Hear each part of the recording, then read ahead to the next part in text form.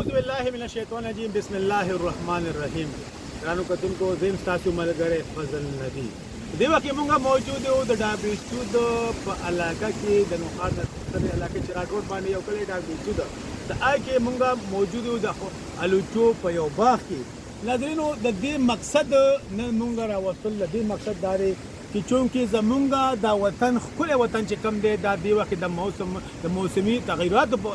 ضد کې راغلی دی او موسمي اثرات چې ورته مونږ وایو په هغې ضد کې راغلی دی. ورونو پخوا به دې وخت چې کوم دی ډېر ښایسته موسم به او ښه مزدار خو اوس بدقسمتۍ نه دا دی چې اوس کله دا دغه شروع شي د مۍ د اخري دغه شروع شي په دې وخت کې خطرناک هر مازدیګر نن یو اختر شو او هر مازدیګر په دې دغه باندې ډېر خطرناک ګل راغلي په هغه ګل باندې زمونږه د باغونو باندې ډېر خراب اثر غورځوي او خاصه د خرمانۍ په باغونو باندې او دې وخت د الوچې موسم شروع دی. الوچو کې تاسو ګورئ دې وخت کې ښکلې دانې دي ښکلې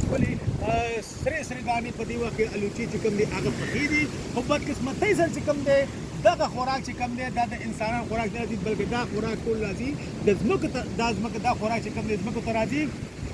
چې په هغې باندې زمونږ د تاجر برادر چې کوم دی نو ډېر خفګان اظهار هم دی او ډېر غریبان چې کوم دی تاوان سره مخ هم دي. باغبانان چې کوم دی دې وخت کې هغوی موجود دي هغوی په باغ کې موجود دي خو هغوی چې کوم دی نو هغوی دې هوا ته ګوري ځکه دا باغونه چې کوم دی هغوی ډېر ګران اخیستي دي خو دغه چې کوم دی نو هغه وخت کې دې وخت چې کوم دی په بازار کې چې کوم دی هغه شان د الوچې هغه مارکیټ نشته او ورسره چې کوم مارکیټ بیا کېږي نو بیا بدقسمتۍ سره دا خبره کېږي چې زول راشي طوفان راشي ګلی راځي او په دا ګلی او دا طوفان چې کوم دی دې وخت کې یو شدید طوفان تاسو ګورئ زموږ کیمرامین محمد خیاط خان ته تاسو ګورئ دا دې وخت یو ډېر شدید طوفان روان دی چې وخت مونږه چې کله موسمیات ورته خبرې وکړي نو هغوی ویلي په 120 घंटा په رفتار ته چې کوم دی دا طوفان شروع دی په دې وخت کې د نوخات په سیمه کې. اوس تاسو ګورئ په دې سره نو هغې سره تاسو ګورئ زمونږ دا باغونه چې کوم دی دا باغونه چې کوم دی د مسجد اثاثه ده زمونږ چې مسجد زمیندارانو چې هلته یو دغه دی ریت کې هډې مونږ ورته وایو هغه دی یو خوا موسمي تغیراتو سره زمونږ دا باغونه چې کوم دي اوچېږي او بل خوا زمونږ د موسمي د تیزو هواګانو سره دا مخکې دې وخت سره او دې وخت تاسو ګورئ د دې هواګانو سره زیږون له کومه غټ نقصان ملاویږي دا پوښتنه ګورئ ټول د زول په وجه باندې ساتلي او دې خوا تاسو ګورئ ښایسته دانې پکې دي ښکلې دغه غټې دانې سرې دانې په الوچې باندې دې وخت دي خو په قسمتۍ سره چې مونږ وګورو د زول دغه ته نو دا د زول دغه دی ټول ډکي چې کوم دی پراته دي د زول په وجه باندې ټولې ماتې دي ټول وګوره څومره نقصان دی ډېر غټ نقصان دې وخت کې ملاویږي د باغمانانو ته زمیندارانو ته کاشکارانو ته دې دلته ځکه چې دې وخت یو بلکل ټول کال سر چې کوم دی دی په باغ دی د بوټو خدمت وکړي هغې د بوټ جاري وکړي هغې ته سرې واچوي هغې باندې سپریګانې کوي خو لیکن چې کله د میوې هغه پخوالی راشي نو هغه چې کوم دی نو هغه بیا ټول غریبان چې کوم دی هغه ټول دغه چې کوم دی هغه ځمکې ته لاړ شي د هغې خوراک د دې هواګانو او دې موسمي تغیراتو په وجه باندې زمونږ د موسمي تغیراتو زموږ د عمل چې کوم موسمي اثرات چې کوم دی نو هغې په ضد کې دا د وطن د ښکلی وطن چې کوم دی د هغې په ضد کې راغلی دی. نو تاسو ګورئ یو خو د اوبو کمې را روان دی په وطن کې بل خوا شدید ګرمي را روانه ده بل خوا ډکې چې کوم دی ختمېږي بل خوا دا باغونه دا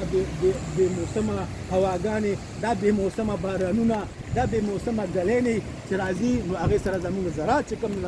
زراعت شعبه چې کوم دی هغه مکمله ډیمیج کېږي خرابه شوه زمینداران چې کوم دی هغه چې کوم دی تباه برباد کېږي لګیا دی هغه خرابېږي معاشي طور باندې هغه خرابېږي. تاسو ګورئ دا هواګانې دې وخت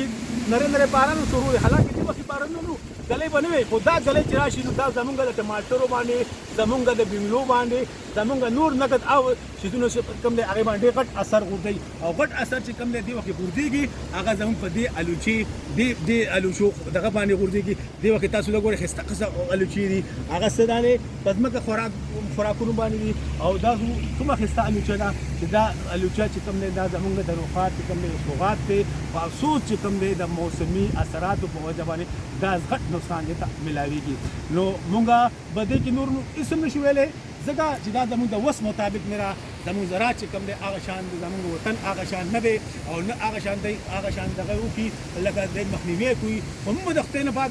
یو دعا کوو چې ای الله پاکه ای زموږ ښکلي کائنات مالکه ته مونږ د دې مصیبتونو نه د دې دغه نه زمونږ په امان ساتي په زمونږ د وطن ښکلی وطن و زمونږ د ښکلی ګلزار وطن و زمونږ دا باغونه زمونږ د آفتونو نه ته بچ کړي بس صرف دا خدای پاک زاري او دعاګانې کوو نور خو زمونږ